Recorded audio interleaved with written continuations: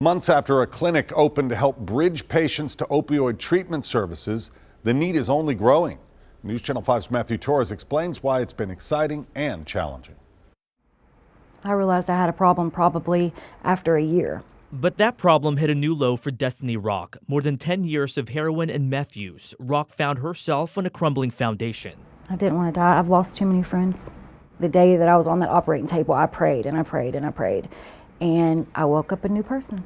Her opioid misuse was so bad, an open heart surgery was her lifeline and wake-up call. It's hard for you to ask for help. It's also hard for you to seek help and try to find it because you don't even know the first place to look.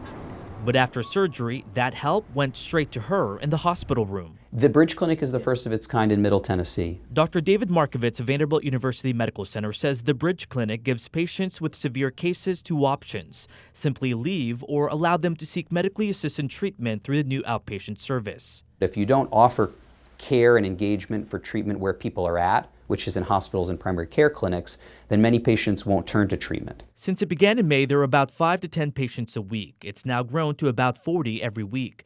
80% of Bridge Clinic patients would show up to their scheduled meetings. Majority would stay in the program for at least a month. One of the challenges is simply that we're working with patients who are new to treatment.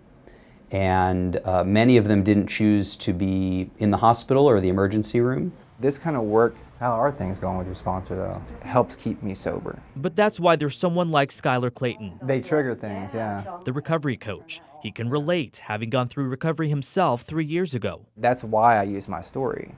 So they can see, like, I'm not trying to sell you anything, but to not die. He says Rock stood out because she was honest and clearly wanted to help. A message she's now using to bridge with others. You have to really want to do it, and you have to seek help, and you have to let other people help you. Matthew Torres, News Channel 5. Thanks, Matthew. We should also note that the Bridge Clinic helps patients without insurance.